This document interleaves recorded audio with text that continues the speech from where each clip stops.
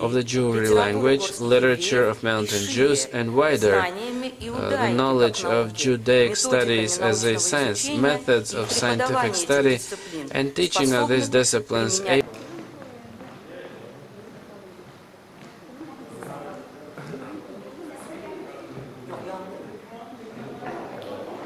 Herkese salamlayıram. Bugün burada artıq 12-ci sessiyaya başlayırıq və bugünkü sessiyamız Yahudilər Azərbaycanda adlanır. Çox vaxtınızı almadan keçmək istəyirəm ilk təqdimat edən qonağımıza. Nəzərinizdə olsun ki, təqdimatlar 20 dəqiqə olacaq. Xahiş edirəm, həmin vaxtı nəzərə alasınız. İlk çıxış edən Kamran Valizada Nakhichevan Dövlət Universitetindən nümayəndəsidir və Azərbaycan Yahudilərin Azərbaycan tarixində rolundan bəhs edəcək. Kamran bəy sosial filosofdur və o Baku Dövlət Universitetində fəlsəfə ixtisası üzrə təhsil almış. Biznes MBA ixtisası üzrə İstanbul Universitetində təhsil almış və Rumeniyada Avropa əlaqələri üzrə PhD təhsil almışdır. Müxtəlif mövzularda məqalələr yazmış və müxtəlif mövzulu konferanslarda çıxış etmişdir. Kamran bəy, zəhmət olmasa kürsüyə gələrdiniz və çıxışınızı edərdiniz.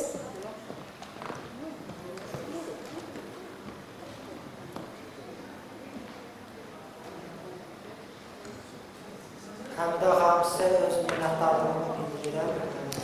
İlk öncə belə bir mötəbər tədbirin təşkil olunmasında xidmətləri keçən Bakı Ethnocultural Mərkəzinə, Azərbaycan Dillər Universitetinə, İsrail Bar-İlan Universitetinə, Aşkelon Akademiyasına, Dahan Sentrə Mərkəzinə, bütün əziyyəti əməyi keçən hər kəsə öz minnətdarlığımı bildirirəm.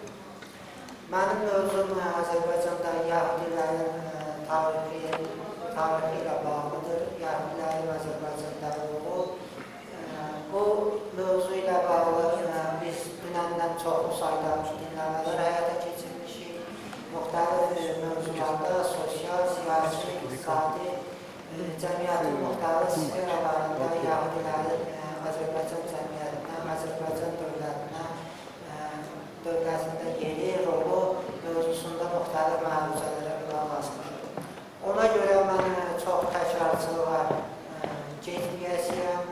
Çünki kifayət qədər burada hər kəsin bu mövzular haqqında məlumatı var, kifayət qədər hər kəs biliklidir.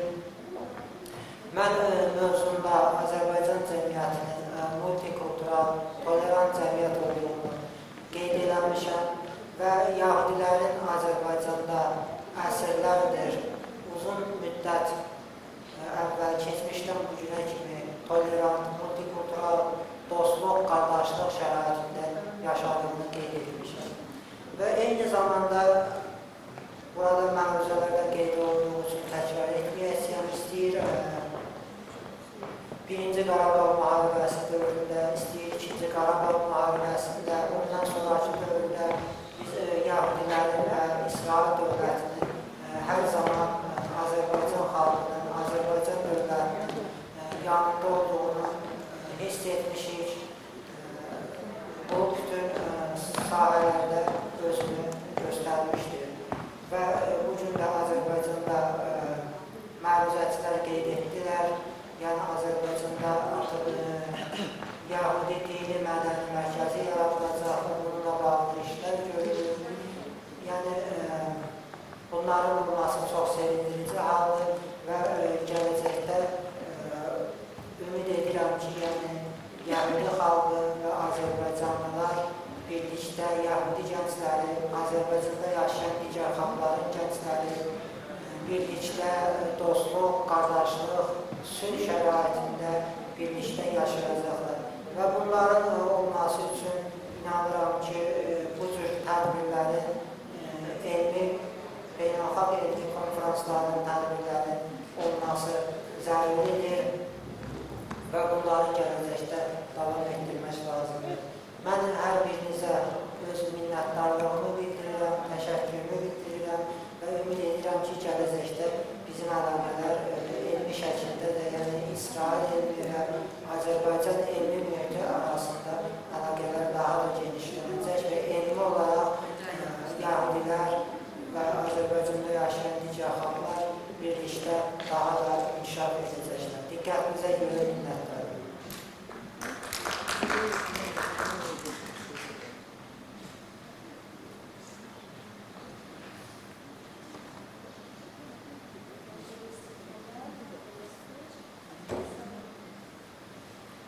So the next presenter is Shalala Bagirova.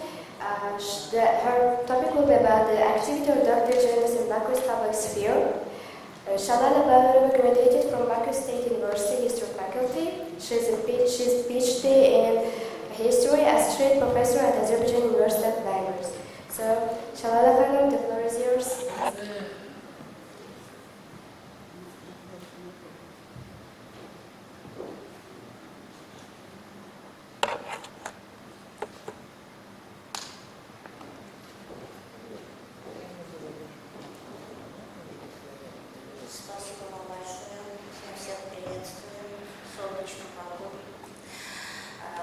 In sunny Baku, I will be speaking about Dr. Gindes.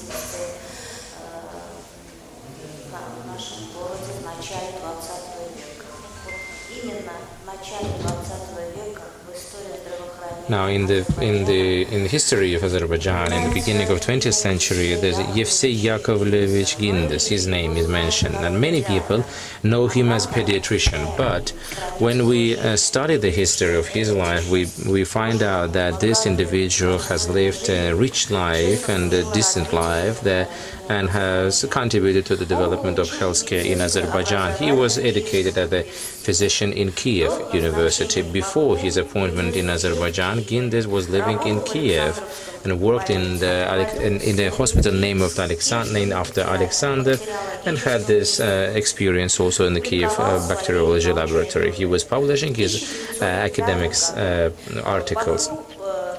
Later, during the oil boom, there was a competition, a contest that was dedicated to the healthcare and the sanitary issues of the town, and this competition was won by Gindes, and he was appointed the head doctor of the first central hospital in Baku.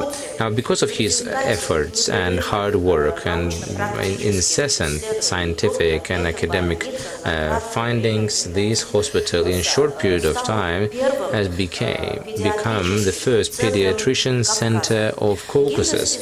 Gindes was studying the specialty or the forms of the diseases among children in the climatic conditions in the city of Baku. In 1906, he, in the first place in the city, for school children organized a school, organized summer camps, and opened an orphanage for the children of workers. Now, he also was in charity. He had a special press where it was organized for this pharmacy, and this stamp was known by everyone who was in this business. He, by his recipe, would prescribe the medication for people in need, and he would pay for these costs. And we can say that Dr. Gindes' activity that became famous for his charity activities has become this free of charge services to children from families in need, and the oil boom workers didn't like it. And I would like to point out that in the leadership you had Russians and Armenians back then managing, because Azerbaijan was in a part of the Russian Empire. He was taken out of this office in this hospital. He was removed from office, and his removal was causing a lot of disturbance in the public and the society. The parents and doctors were not happy with this. They published articles in press. For example, children under his supervision rarely die, or Gindes, by his own simple breath, he saves a helpless patient, and a doctor with any child can find this common language and the children believe in him. Now, after this very radical concern and disturbance from the public side and the leading physicians of the city, Dr. Gindes was appointed the head in the new hospital in Baku, and this hospital was renovated, overhauled completely. Here we'd like to point out specifically the issues of the alimentation for the youth. In terms of mortality among children, there was a new diet for children. He was even called the god of children. He created an in Bail and Sabunchi district, the branches of the other areas of the kitchen, of the cuisine. This kitchen would cook the food to the hospitals. They would deliver this food to improve this kitchen. In 1907, under the chairmanship of Doctor, the Association Against the Mortality Among Children was created. They would try to fight against all of the causes that might happen, that might lead to the mortality, regardless of the children's gender, age, and their religion. With this point and the objective, the society would provide food and shelter to these children, provide the medical health care at homes and outside, would place the orphans in the orphanages, sanatoriums, and the shelters. And this society, along with the milk therapy, under the prescription of the physicians, would give away sour cream, milk, and so on, and other milk-related products. Gindes, later in the years,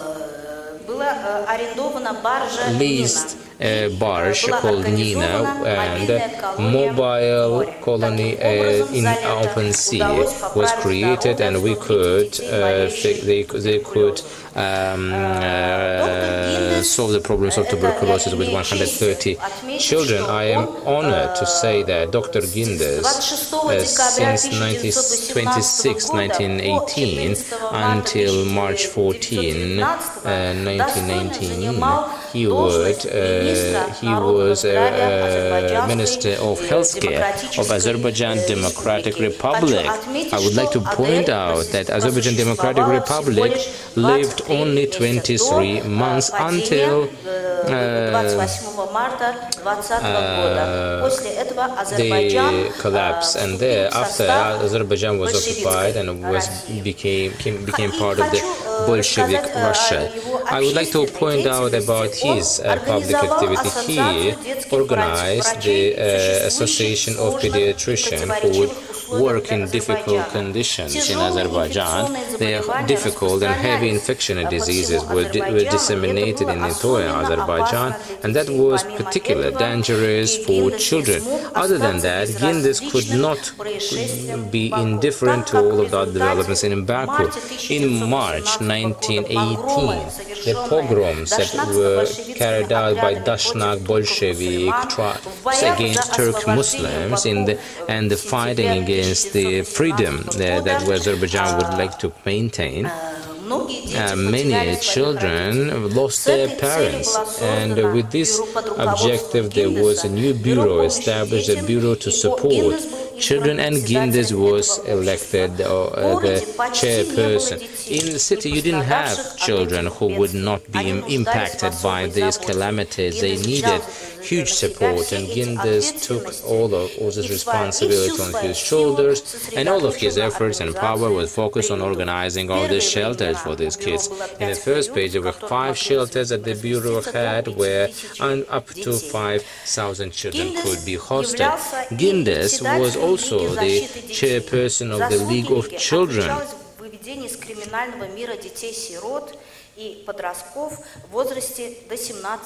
Until 17 years of age.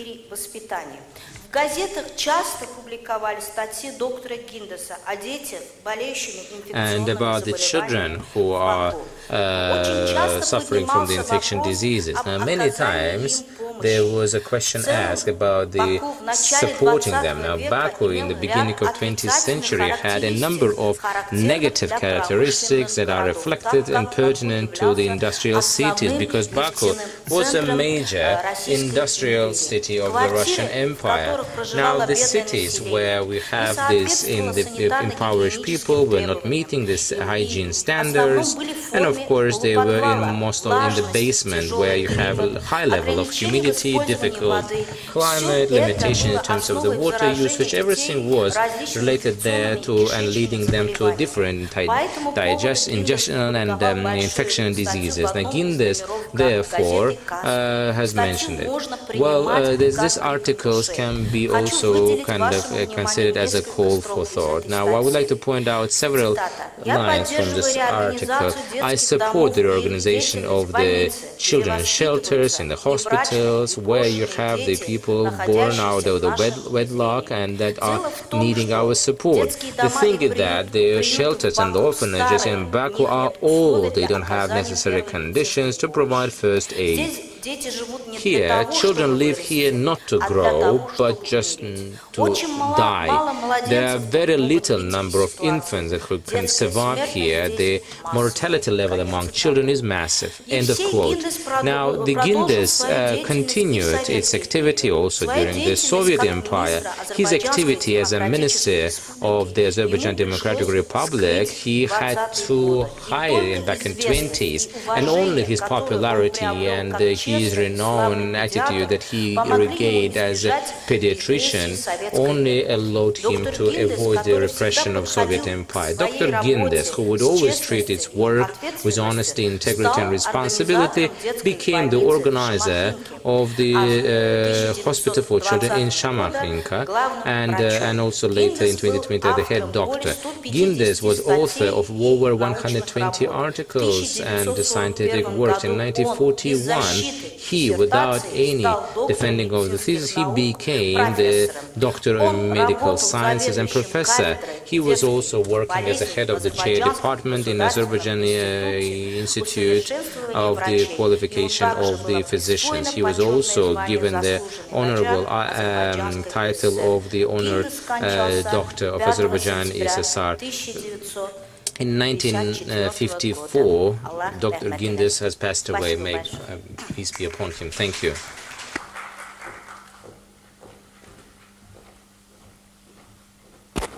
Thank you very much, Shalala, for such a great presentation about Dr. Gindes and his activity in the history of in Baku society. So, any comments or any questions to Shalala or? Okay, if not, then I want to move to the next presenter, Evgenia Nazarova, Russia State University, named after Kosygin. Ethnopedagogy as a factor of preservation of the ethnocultural heritage of the nation on the revival of the language of the Mountain Jews of Juhuri. Evgenia Moiseyevna Nazarova is a senior lecturer at the Department of Philology and Linguoculturology of the Russian State University, named after Kosygin, head of the master program in the Juhuri language and culture of Jewish diaspora. Specialist in Iranian linguistics, researcher of the language of the Mountain Jews of Juhuri. She is the author of about 30 scientific publications on the Juhuri language, research interests, Iranian linguistics, Jewish ethnolinguistics, grammar, and social linguistics of the language of the Mountain Jews of Juhuri, intercultural communication. So the floor is yours. Evgenia Nazarova, please.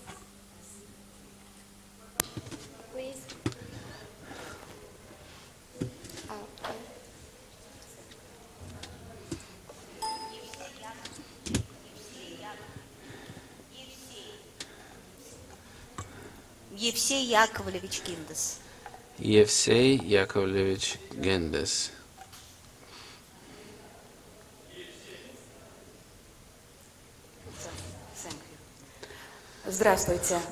Good afternoon. I was already introduced, and the subject of my presentation is up on the screen. The opening of the master program in the Russian State University took place in 2021-2022 academic year in Moscow in the Kosygin Russian State University. It is dedicated to the study of the language of the Juhuri Mountain Jews. It is titled Language and Culture of the Jewish Diasporas. I head up the master's program. The master's program, Language and Culture of Jewish Diasporas, is the first experience of academic teaching of a complex of philological disciplines on the language, literature, and culture of Mountain Jews. This program has no analog, has no similar programs, not only in the national, but also in the world university practice. The partner of RSU in the opening and functioning of the program is the charitable foundation for the support of Mountain Jews, STMEGI, and its president, the president of the foundation, German Rashbilovich Zakhariev. What are the prerequisites? You can go on, yes. The academic objectives of the program are as follows. First and foremost, preparation of masters who possess both systematic, theoretical, and practical knowledge, able to apply this knowledge in the labor sphere, in the labor area. In 2010, the International Association of Linguists and UNESCO have declared that the language of Juhuri Mountain Jews is about to be extinct, and so drawing the attention of higher schools to the state of study and preservation of one of the Jewish languages of the small indigenous people of Russia, the Mountain Jews, which has not been the subject of academic study until now, and that is the main course of study now. What is the state of preservation of the Jewish, of the Mountain Jews language? And is it true that the language is being extinct right now? The language scientists know about the process whereby the languages of minor peoples start dying out. And this process is taking place, and the Juhuri language is subject to this process because the Mountain Jews start using the Russian language in Russia, Hebrew in Israel, Azerbaijani language in Azerbaijan, English in the US and Canada, German language in Germany and Austria. So I have just listed the countries where regional communities of Mountain Jews are residing. It's very difficult to provide specific figures as to how many people are speaking, how many Mountain Jews are speaking the Juhuri language. And this is due to the fact that there hasn't been any fundamental studies conducted in the area of social linguistic studies. But prior to the lunchtime, we heard Tatiana Borisovna Granat from the Language Institute of the Russian Academy of Sciences, and she told us about the first stage in this large-scale activity, which is very important to understand the situation that has emerged, the state of affairs, so to say, when it comes to the language of Mountain Jews, Juhuri Mountain Jews. And the initial results of that activity are quite optimistic. in the series of the works I have published, I have characterized I have provided the numbers of those using the language of Jewry. I believe that in Russia, the language of Jewry is only fluently used by the elderly generation. I'm not going to touch upon other countries where the Jewry Jews are residing, because I have never conducted any studies there.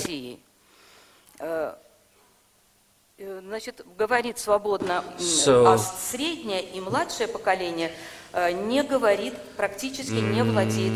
the mid-age and last generation virtually doesn't speak the Jewry language. Exception has to do with people that have come from the Red Sloboda, the Red settlement of the city of Guba in Azerbaijan. They speak the Juhuri language very well in all generations. We believe that majority of those that fluently speak Juhuri, perhaps not always speaking the language, and it was German Rashbilovich that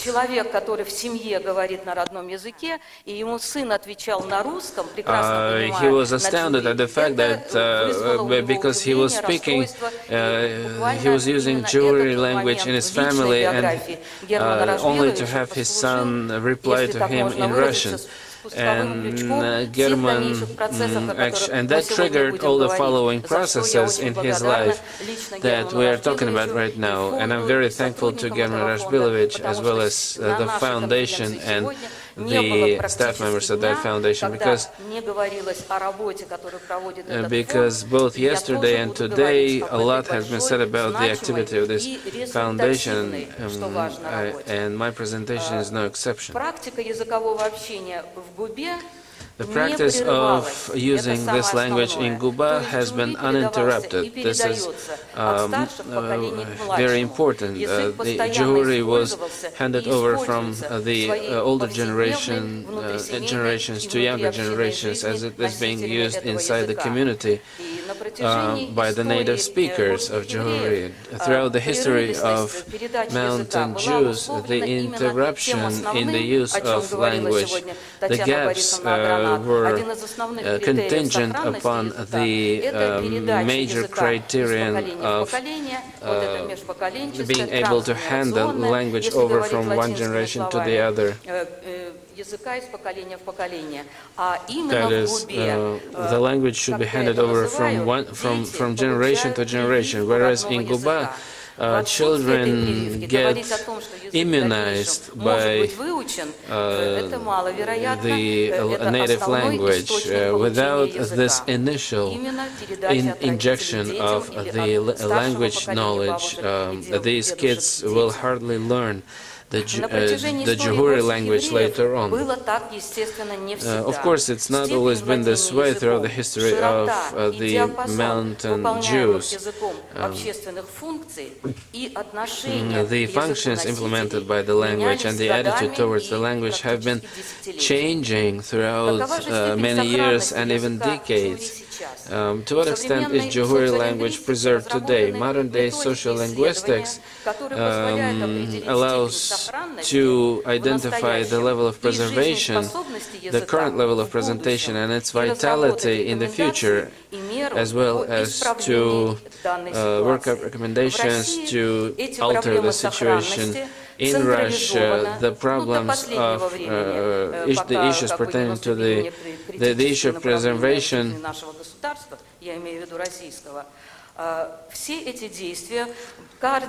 I think all of these activities have been coordinated by the by the Language Institute of the Russian Academy of Sciences, because the problem the programs of minor languages include a lot of languages. Of course,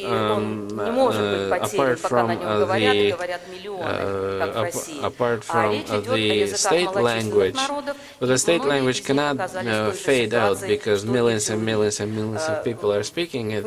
But the minor groups languages are endangered. That's why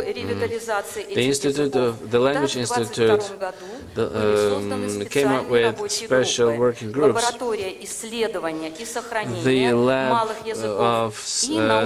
The lab to study and preserve minor languages, as well as ensuring that the documentation of the Russian, the languages of Russia.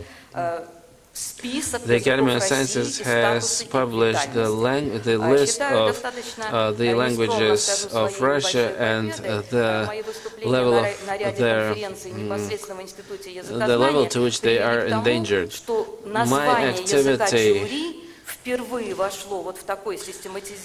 don't want to boast, but as a result of my activity, the name of Juhuri language was for the first time mentioned as the language of the Mountain Jews, which makes us hopeful. Updating the comprehensive program for the preservation, study and revival of the Juhuri language created a team of like-minded people headed by the leadership of the STMEGI Charitable Foundation. We're talking about several criteria. Number one, those that speak the language as the native one, the existence of regular communication using this language. Here is some information about the STMEGI Foundation. Here we can stop. And number three, the process of intergenerational communication, intergenerational use of the language. The number of Mountain Jews residing in different countries of the world ranges between 140,000 and 180,000 people, but we cannot really account for the number of Mountain Jews that are fluently speaking the Juhuri language as their native tongue.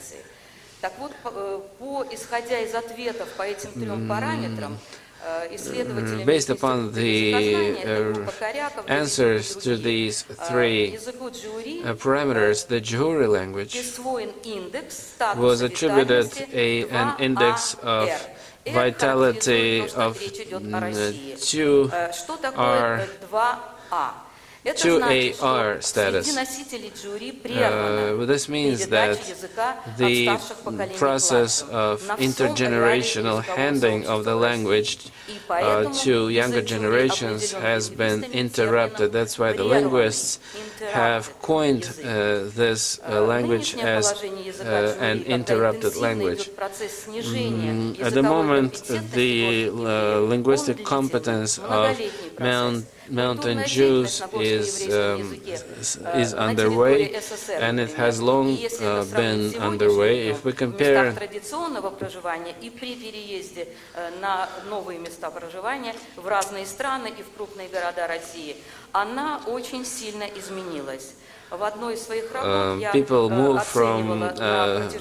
people migrate and move from the place where they used to speak Juhuri as their native tongue to other regions, and so number 2 in that index means that we have to ensure the process of handing the language over from the elderly native speakers to their children. This is one of the sessions also highlighted the need to immerse people in the linguistic environment with the help of teachers and instructors, and this is called the linguistic nest. Concluding my presentation, I'd like to say that the Juhuri language is in trouble,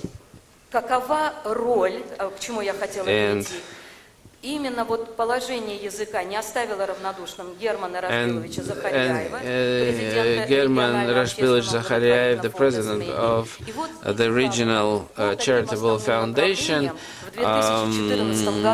was touched by this situation, by the state of preservation of the Juhuri language, and they came up with a huge program for the study, preservation, revival and promotion of the Juhuri language, the main activities of STMEGI Foundation. We're talking about a large team of people headed by David Mardakhaev, who is present also here, which is a great pleasure to highlight. It's a big team of people saying that if leaders of national movements should assume this mission upon themselves, and as these people have done, and if people won't stop and they would like to move forward, they will be successful. The main points of the items of the program comprises these major items. Our master program students cannot go to school to any schools for the interim studies, whereas in time past, back in the Soviet days, in the 1970s and 80s, they would be sent to the schools in Dagestan and Azerbaijan. Ever since then, such process was not underway, but thanks to the SMEGI Foundation, Sunday schools have been organized to teach the Juhuri language. And children of different age groups are taught the Juhuri language. And the same thing is taking place in a series of Mountain Jews communities of Moscow, Moscow County, Derbent, Israel, and the U.S. The educational activities and educational methodical activity, all the experts come up with educational methodical activity. There is a partnering center where a methodological class has been established to revitalize the language by making the necessary efforts for the language to continue being used. So should we just speak about the education and learning new knowledge? That would have been just a step in the area of education. Whereas I would like to talk about the ethnopedagogy. This shouldn't take place through the state bodies or agencies, as in many countries. This should be done through public entities. Whereas the state agencies and state government agencies, they come and visit to see what's happening, and then they take this activity onwards. We're talking about the energetic efforts of people and the foundation, which is on the vertex of its activity. We're talking about the renaissance of religious and spiritual. We're talking about the spiritual verdicts, a spiritual renaissance. And this is a huge scope of work that can hardly be implemented by a public entity. German Razbilovich has a motto. He says that we're not alone. Also, we're using training, digital electronic training projects. We're talking about internet sites, the jury translator application, the educational training program, Quickly Master Juhuri. What is the digital electronic training project? It is it's a series of programs that is used to reach the goal. Tatiana Borisovna is also present here, and I can say that prior to her research, a large group of researchers from the Academy of Sciences of Dagestan, that is the Russian Academy of Sciences, from 2018 they would be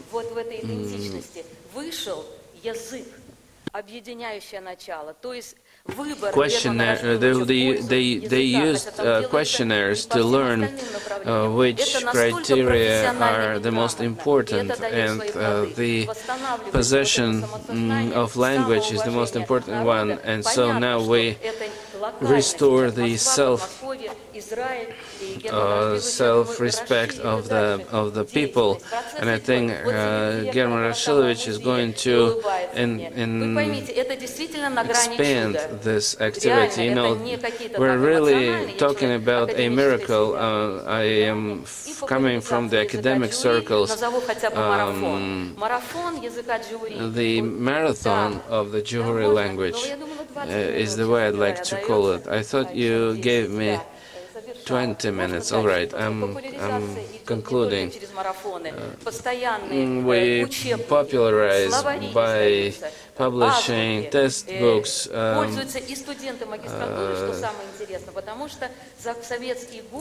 and also different other publications, because back in the Soviet days all of that was lagging behind, and Frida Yusufova is present here.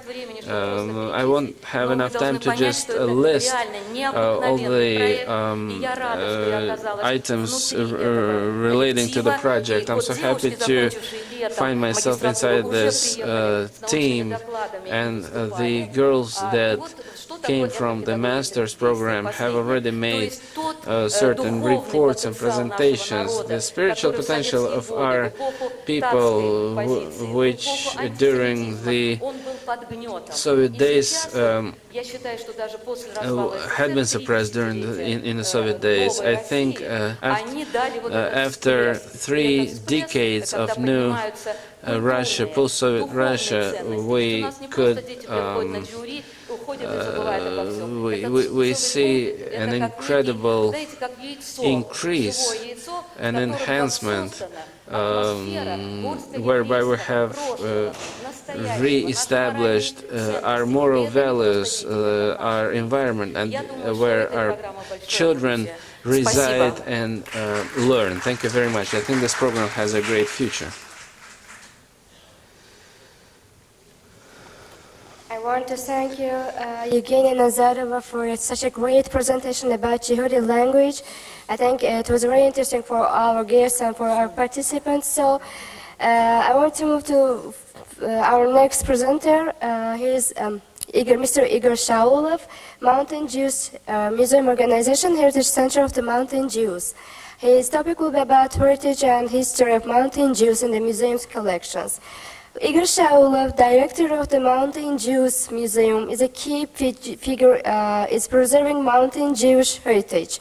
With a deep passion for history and culture, Shaulov has created the museum's collections, showcasing the rich tapestry of the community's journey. Under his leadership, the museum has become an educational hub, safeguarding the stories and traditions of Mountain Jews for future generations. So the floor is yours, Igor Shaulov, please.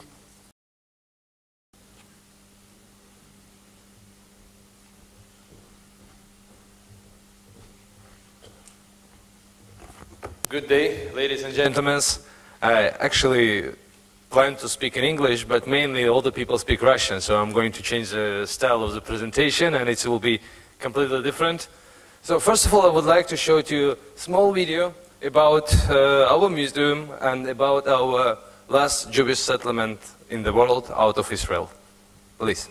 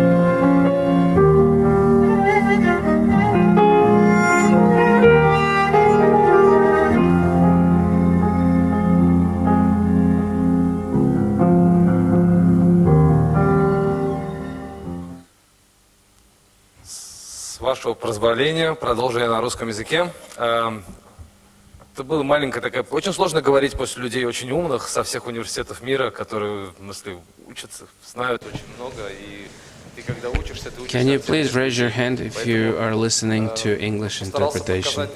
Thank you.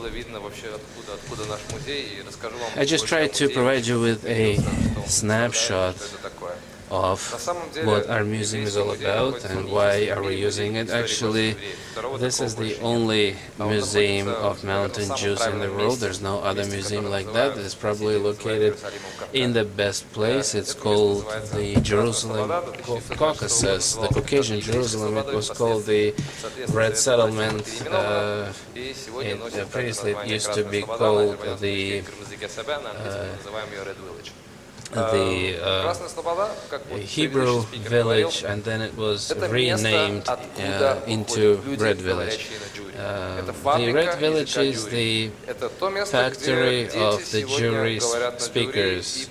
This is the place where children are speaking Jewry, where older people are speaking Jewry, the adults are speaking Jewry, and may it be like this always. This is the only one museum, no other like that in the world, and it has absorbed all the aspects of the mountain Jews' history throughout centuries to this very day.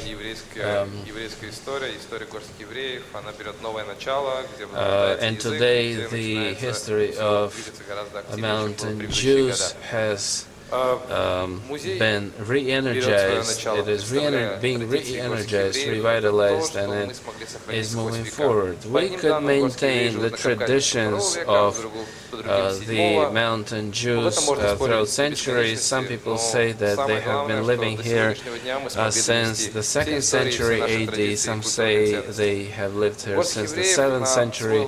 It doesn't really matter that much. The mountain Jews have their own style of holidays.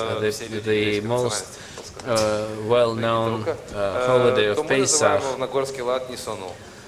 is called Nisono in the language, in the Juhuri language, and every one of our holidays has its own unique name.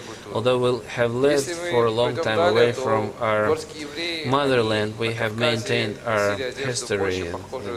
Mountain Jews would clothe very similarly to those that surrounded them, but at the same time they continued to maintain and preserve all the traditions. The museum, our museum is using the most cutting-edge.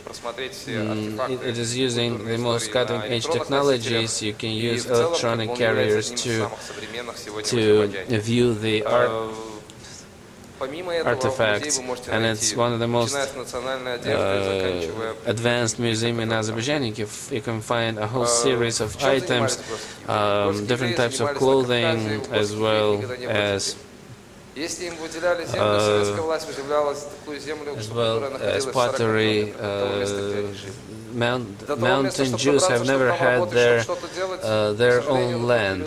The Soviet government has always allocated land plots for them that were remotely located about 40 to 50 kilometers away from the city, and then for the most part they would be growing tobacco, they would be into the winery, and all of those activities did not require large areas. They were producing the natural dyes for carpets, and for example in the Red Village the Jews had their own ornament that made these carpets look distinct from other carpets. On top of that, the museum contains information about the major rabbis that used to live in the Caucasus region. There's information about the repressed people, as well as historians that studied the life of Mountain Jews. You can receive that information, listen to it, and I would like to, it would be great if people participating in this conference, if they have some free time, that they would visit the conference. So if we did not mention something here during the conference, you can always find that information over at the museum. Also, there's information about the Juhuri language, about all the newspapers and other press media that were used back then. The most sorrowful stand of our museum is one that is dedicated to Holocaust. Many people think that the Caucasian Jews have never been subject to the sorrows of the Second World War. The three most bloody events took place in Bogdanovka, Parfenovka, and Medzhinsk.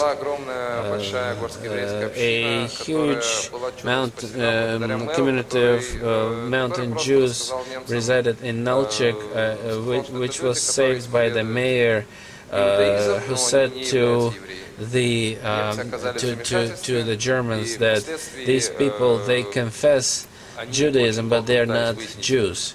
The Germans tried to find out who they are. They sent letters to Berlin to find out who these Jews, who these people are that profess Judaism. Sometime later, they got the answer from Berlin saying that there's no difference between a black and a white dog. The dog should be eliminated, and a division would come to destroy the Jews. And 3 days before the extermination in Nalchik, the Red Army actually expelled them from there, and the large community residing in Nalchik has survived. Thank God, people living in Azerbaijan have never seen this, but the family of my father used to live over in Evpatoria, and they would be resettled to other cities and different places to form up kolkhoz and sovkhoz, and they were evacuated, and due to that fact they were saved and rescued. But many of the Jews were not rescued too. Also, I'd like to say that the museum contains a huge library with a great number of books that came there from many of our synagogues. And we have had 11 synagogues and 2 yeshivot. Why 11? Because back then the Red Village area was 1 square kilometer, and it was split into different quarters.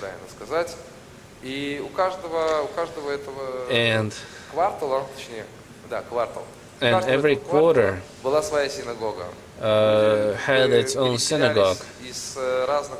People would resettle from different towns and cities, whereas there were over 45 Jewish communities throughout the Caucasus region, and when they got resettled, when they moved to the Red Village, they would entitle their quarter by the name of the place that they came from. There's a joke like saying that a Jew somehow gets to an uninhabited island, and he says that I live here for 20 years and I only pray in my own synagogue, but I have never visited the other synagogue over there. So the number of synagogues was very big. So I'd like to say that it'd be great if we could increase the number of artifacts, that we could fill our museum up with more information, and I would be grateful to you if you could add some of your knowledge, if you could contribute your knowledge or information or facts. I don't want to tell you about every stand that we have there. I just want to invite you over. If you have an opportunity to come, please come and visit. I don't think you will be. I think you will be touched by what you will see there. Thank you very much for your attention. Thank you very much, Mr. Igor Shaulov, for such touching presentation about the Museum of the Mountain Jews here in Cuba. Thank you very much. So I want to move for our next presenter, Lyubov Solovieva, Institute of Ethnology and Anthropology of the Russian Academy of Sciences. Her topic is about the character of Krasnaya Sloboda in the 1970s based on materials of an ethnographic expedition. Lyubov Solovieva, candidate of Historical Sciences, Senior Researcher, Department of the Caucasus, Mikhlucha Maklai Institute of Ethnology and Anthropology, Moscow, Russia. Area of interest, family rituals, socio-normative culture, public life of the peoples of the Caucasus, Christianity and Islam in the Caucasus. So the floor is yours, Lyubov Solovieva, please. Thank you. Здравствуйте, дорогие коллеги. Очень приятно присутствовать на такой замечательной конференции. Good afternoon, dear colleagues. It's a pleasure to participate in such a great conference. I hope I will quickly make this presentation, because for the most part it comprises the results of the expedition.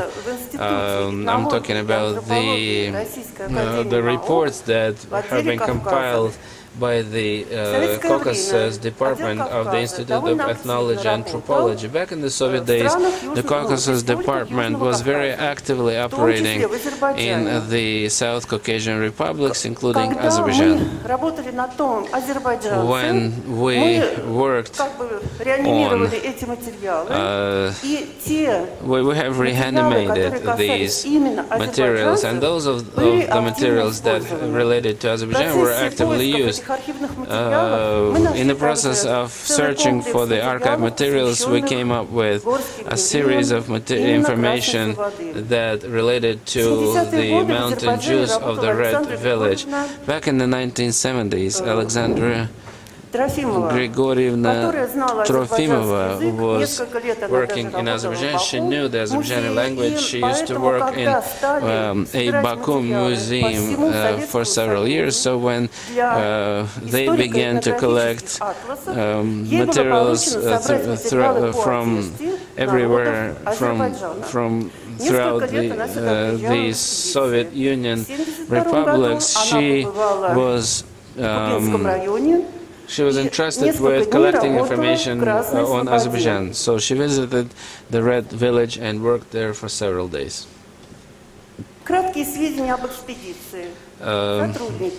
Just a brief information on the expedition. Back then, people used to travel using a vehicle, a road vehicle, and the team included a photographer, an artist, and junior researchers. Grigory Achillesovich Archeotrop was a well-renowned photographer that visited different regions of the former Soviet Union. He had a lot of experience working in Dagestan and Azerbaijan also. In 2023, I had the pleasure of making a presentation at the Museum of Jewish Tolerance. Back then I only had some pictures I have taken over in the Red Village. After that I tried to find something else, and I came up with the field diary of Trofimova, and also I found some of her writings, but it was very difficult to understand what was written there, as she had a difficult handwriting. When I read through the field materials, the information she collected during her field visits,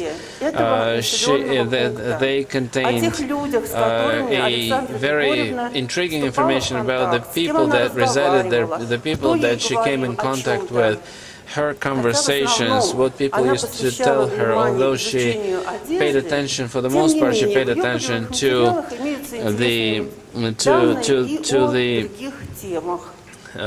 local people's clothing, but she also wrote in her field diary that the first thing when we approach the Red Village is the synagogue. She doesn't write anything about multiple synagogues there. Perhaps she only knew about one synagogue, and perhaps that synagogue was built so as to make it visible for people that approached the Red Village. There were two ways to reach the Red Village from Guba. The first one was the pedestrian way. It was built by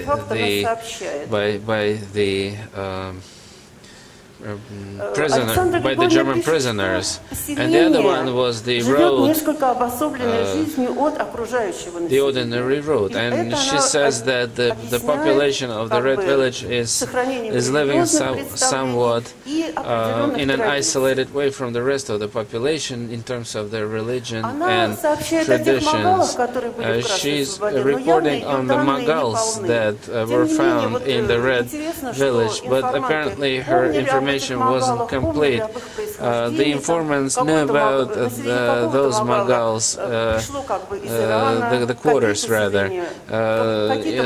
The inhabitants of some of the quarters came there from Iran, and to some other quarters they came from different villages of Caucasus.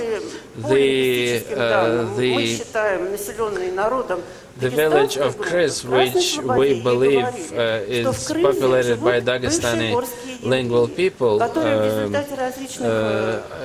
turned out to be previously known Mountain Jews, which have accepted Islam in time past for some reason. Since her field materials or diary contain information about people that Trofimova came in touch with,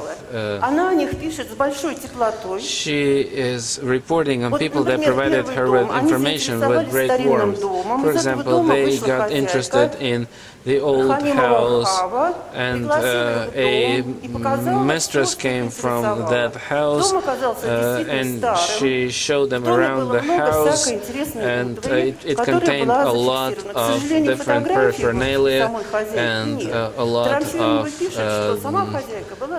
different things. And Trofimova says that the mistress actually came from Baku. She got married and moved to the Red Village. She said that the mistress told her that in Baku she used to walk in her simple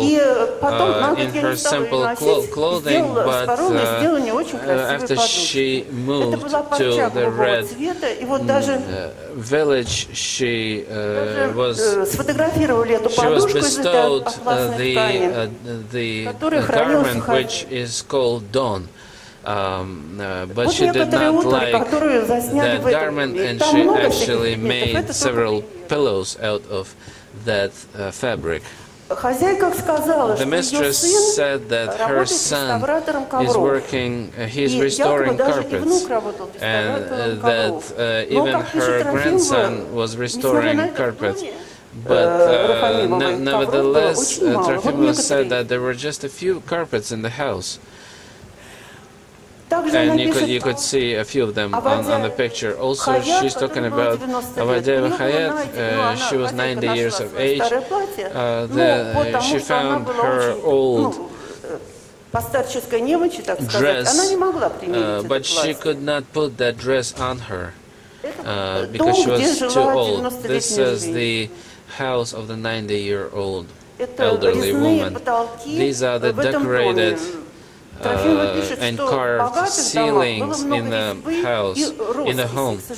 She says that rich homes had a lot of decorations and carvings. So Agaronova Belhom actually posed in the dress of Agava Hayat, and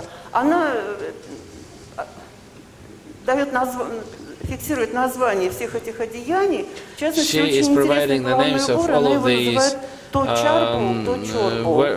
of different parts of the clothing. She is calling the headwear charbo or chorbo. Another woman that Trofimova actively interacted with was Naftalieva Nashanov. She also hospitably invited her into the house, and she was a very intriguing woman. She smoked. Unfortunately, Trofimova doesn't say anything about that, whether there was a tradition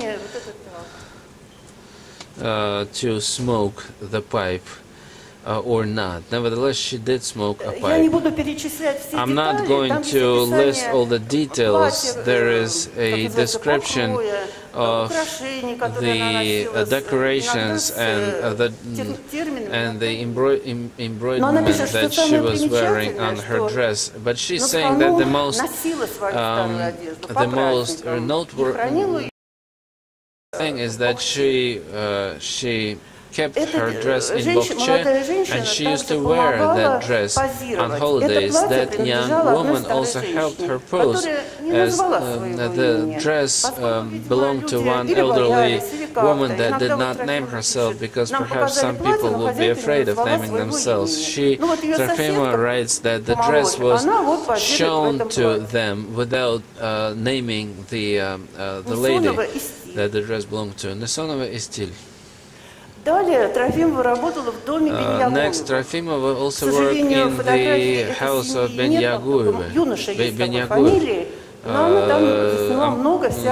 She has photographed a lot of paraphernalia in that house, and they had this kind of a stone above the entrance to their house. This is the paraphernalia from their house with Persian inscriptions, as she says, as she reports. Reportedly, there was a lot of different items, old and new, and I'd like to point out that in the old houses, in the old rich houses, there was a ladder with very steep steps, Here are the youngsters that are posing in the clothes that were found in the house of Ben Yagur.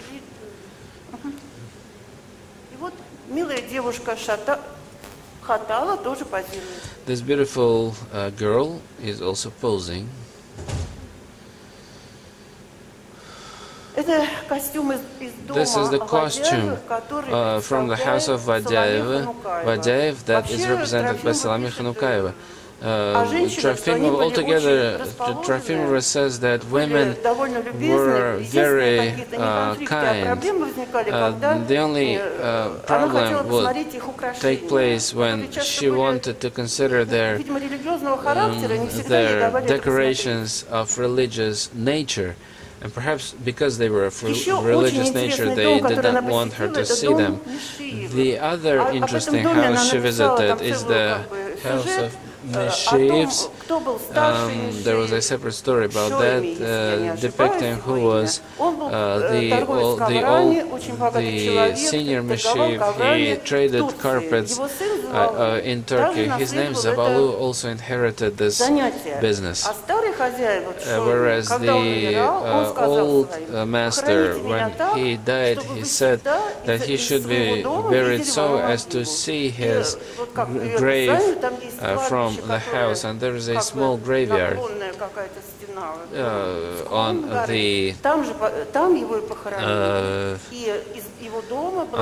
the mountain slope. They have buried him on the mountain slope, and they could see his grave from their house. And once he left for Turkey, and his wife stayed back in the home, and Trofimova says that the first floor in the rich families was it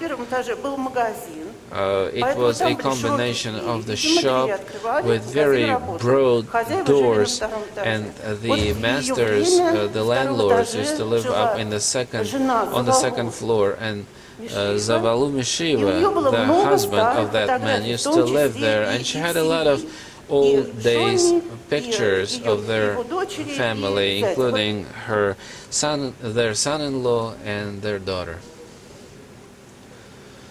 She had a very intriguing furniture. Trofimova says that she could only see such furniture in rich houses of Baku.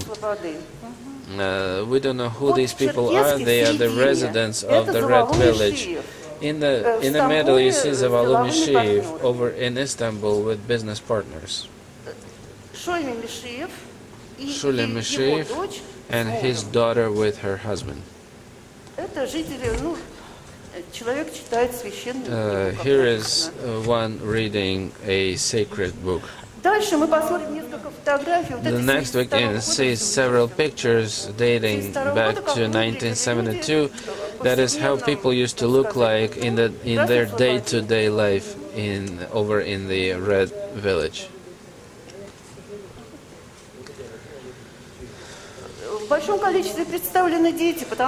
We can see a lot of children on the pictures, because children used to play outside and the photographer could snap them. Some pictures are inscribed, perhaps with some prayers or wishes. This should be studied separately.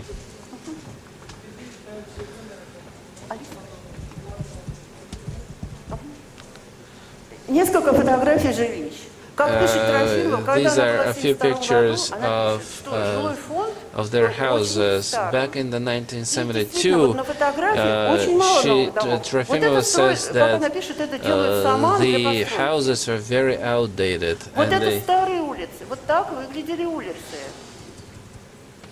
and these are the old streets. Perhaps there were some new houses because the number of streets was also big.